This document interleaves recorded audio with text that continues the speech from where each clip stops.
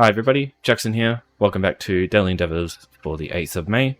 So the video for the Golden Pursuits is finally out. I've gone through everything in that video.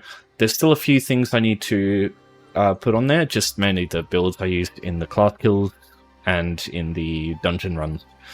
But everything else is there, so yeah, feel free to watch that whenever you're ready. It's a long video, so yeah, just kind of pace yourself if you're going to watch it, because it's a lot of talking. So other than that, just got the Daily Endeavours, so 15 seals, it's a pretty good stat. So killing plants or plant creatures, harvesting resources from the world, complete a duel, consume 2 foods, and complete 2 stages in the Infinite Archive. So if I were to choose, depending on if you feel like fighting or not, I'd consume foods, kill plant creatures, and do Infinite Archive.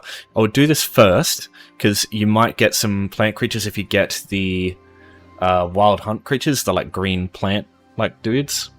There might be a few of those when you do it, so it's probably worth doing Infinite Archive first, because you could knock out these 2 in one go.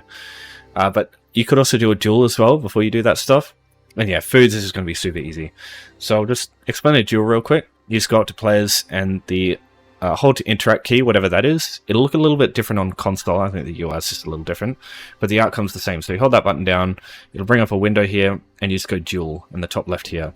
So the only thing to worry about with duels is if you run too far away from the actual duel, it will count as forfeiting it. And what you need to understand about forfeiting, it doesn't count for you, but it does count for the other person. So either have them kill you, have you kill them, or have them leave the area, so long as they understand that it won't work for them. Maybe if it's a player who's already done the endeavors, for example. But yeah, any of those works. So just keep in mind that before you do this one. Alright, so with consuming foods, there's 2 things I suggest. Firstly, you want to look in the inventory of your characters and check if you've got any of these crown fortifying meals. In the daily rewards, we got one for the first day of the month, so even if you haven't gotten anything from the daily rewards, you should be able to log on right now and just claim this one. So yeah, everyone should have this. What I would do is, these ones are quite infrequent, these consume foods ones. I wish they weren't. Just maybe like stock a bunch of these crown fortifying meals on one of your characters, and just whenever these come up, just log on to them and consume them there.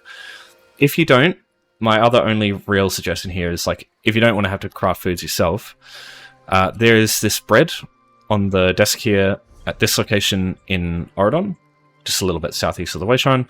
Normally use this place to get the bananas and stuff to craft for fishing. You might be familiar yesterday.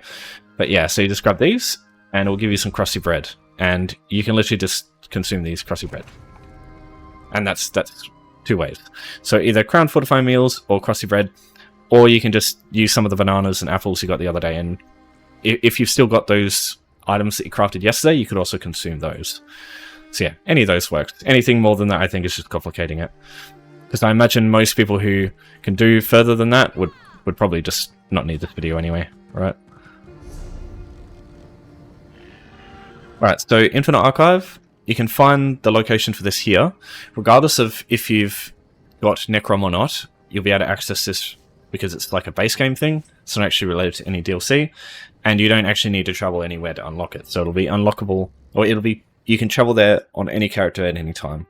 So this is actually quite a good one. Because 2 stages, pretty quick. It's 2 waves of, or 2 rounds of just regular enemies. They come in 3 waves. You can grab the quest if you want, but you're not going to go that far where the quest matters anyway. So I'm not going to take it. You can run your companion in here to make it a bit easier if you do struggle. But the enemies are basically like as strong as you would find in a dolmen sort of thing. So the enemy types can differ. These vanguards are probably one of the most important to talk about, because when they do that lightning AoE on the floor, you want to interrupt them, otherwise they take forever to kill. It's not that they become tough or anything, it's just that they take ages to kill. These ghosts can fast travel. They can like they do this like missile across the room, and then they travel to the other place where the missile went to. These liches are kind of a pain in the ass. I usually kill these guys first.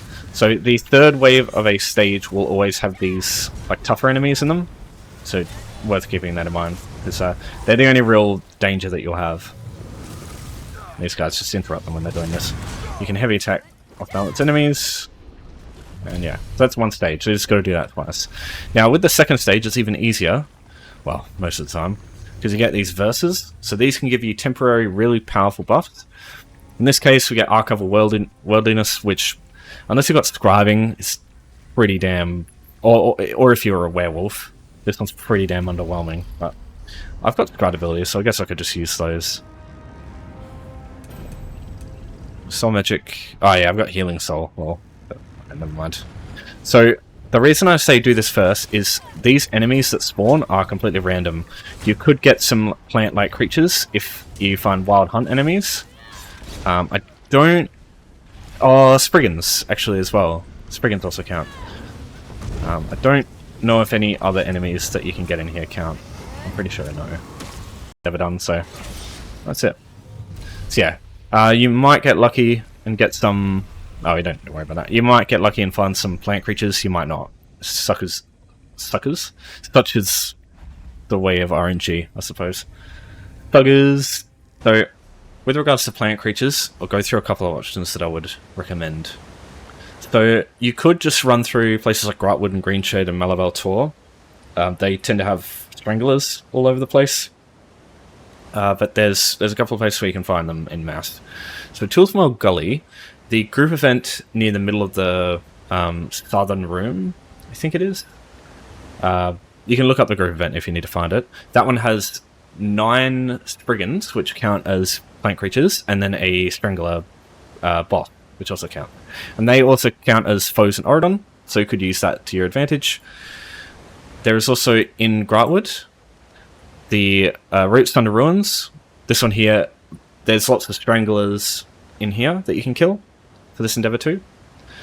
If you want to get to Toolsmill Gully easily, you can use Seabloom Villa in Home Tours. Just locate someone's house here and travel easily to there. If you need Grightwood's Home Tours, it's not Humble Mud. It's bloody this one here. What's it called? Snowpod. It's called Snowpod. Starting with S. And yeah, that one's right there. And you could also go there to do the... It's the public dungeon, isn't it? Yeah. So you also have to do public dungeon bosses in Grightwood for the daily... the Golden Pursuit. So that could help for that, I suppose. But what I prefer doing for this one is going to City of Ash 2. This dungeon here. For easy access to this, you can use Home Tours to visit Cliffshade over here. Or if you've got the Wayshrine already for Marbrook, you can just travel here. You can go upwards through here.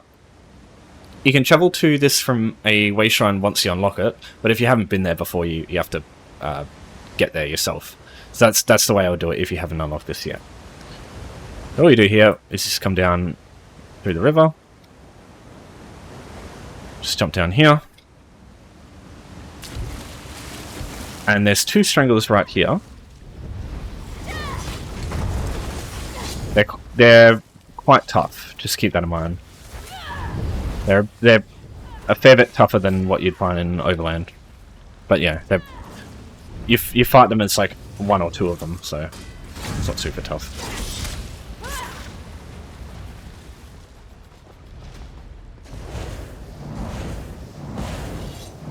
So then you've got 2 here. So what you need to do is these crocodiles, I think if you attack this one, they don't pull. Yeah, it's kind of weird the way these crocodiles work. If you pull the other one, like if you attack the other one first, it aggroes. It's very odd. But yeah, you can just fight these without the crocodiles on the side. So that's 5. You've also got, I'll show you over here, there's another 5 that you can go to. You can actually put your mount here. So if you come up these stairs, there's another 5 of them here. So you can just go down and like, if you go the other way, you can just come up and kill these ones, but I just find those 5 there to be easier. So people know I'm a big advocate for instance areas, like this one. The reason I like them so much is, with instance areas, there's no other players that can come in here if you're not in a group and take this stuff. So the idea is, if you use things like Toolsmill Gully, or this one here, Roots Under Ruins, you're competing with other people. They might kill them by the time you get there, and then you have to wait for them to respawn. Whereas this, you don't have to wait for anything to respawn. You just jump in, everything's ready for you when you get in, and it just wastes less time that way. Right, moving on. Okay, so resources from the world. So to give you this here to look at. So these are all fair game. These are the ones you want to avoid if you're doing this. Just chests, Thieves Troves, and like the insects basically. Psijic Portals I'm not too sure about just because I haven't ever seen one whenever these endeavors come up, so I wouldn't be able to tell you. But they're usually that rare that it doesn't matter anyway. So mostly these four here are the ones you want to look at, especially if you do this in Craglorn, because as I've spoken about, Nurkrux, it's always good if you can get those, and you can only get those from these four nodes in Craglorn. But other than that, it's pretty damn... You'll see all this stuff here pretty frequently just running out into a zone anywhere. So, as an example, you could just take a random way shrine in a place like Deshan and just run off, and you'll probably find a heap of shit. So, for example, you've got this cloth-producing plant here, jute. So I'll just go ahead and pick that up, and that'll be one. And so you basically just got to repeat that process 7 more times. There's a Runestone here, there's a Blacksmithing Ore there. So yeah, sometimes you will just get through and you'll just see a heap of shit that you can take.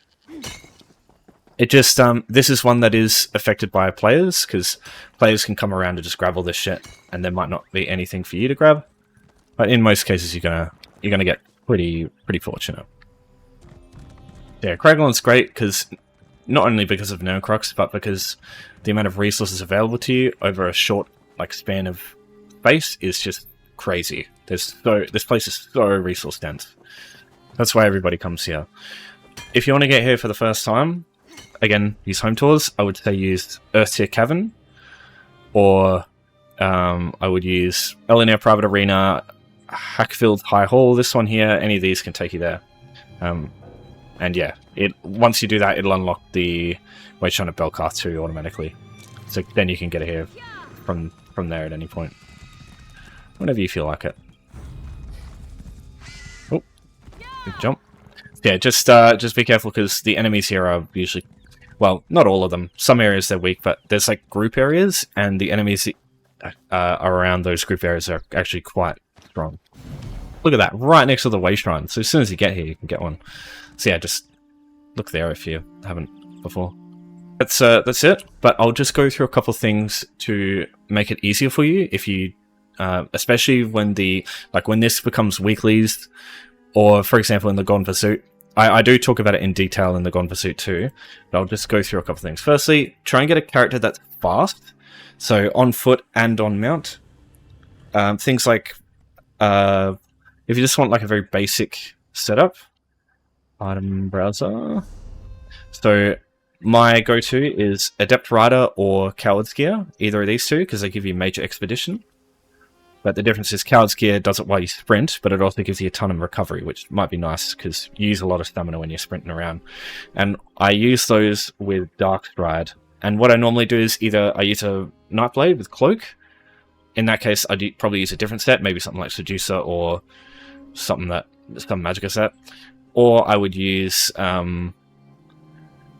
this Dark Stride. So, Dark Stride, reduce the cost of sprint by a half, so it just means you can run for ages. And then just make sure you mount super fast. Obviously, mount training, the Major Gallop, or Gallop now it's called, from Continuous Attack, the passive in Alliance War. You can get this from just doing the Alliance War tutorial. Don't skip it, but it takes, like, I don't know, 3 minutes to do it usually, so super quick to get that. And then the other one's through champion points. There's a couple of champion points that will help here, assuming you have enough for it. Master Gatherer is going to be probably the most important, because it halves the amount of time it takes for your character to do the animation for picking stuff up. So that one's really helpful. You also get Plentiful Harvest to increase how much you get, so more for a profitable side, because you can make some damn profits from farming this sort of thing if you do it enough. And the Gifted Rider increases your mount speed by a max of 10%. You've also got Steed's Blessing that can make you faster too off mount. So yeah, all that stuff's good. Treasure Hunter if you want to look for chests at the same time, but you don't need that one. And if you are going to refine everything, you want this too. So yeah, just a couple of things to mention there. There's also in the red tree, Celerity here, increase your movement speed too. So it's a good idea, I think, to get that. Yeah, anything else I think is just complicating it further. So if you got any questions, as always, just give me a huzz. Give me a huzz? Give me a buzz. I was thinking buzz and holler. Yeah, anyway. So thanks everyone for watching. Thanks for your support as always. You're great, all that stuff. Yeah, just chuck in some comments if you need help. But yeah, take care, everyone. I'll see you next time.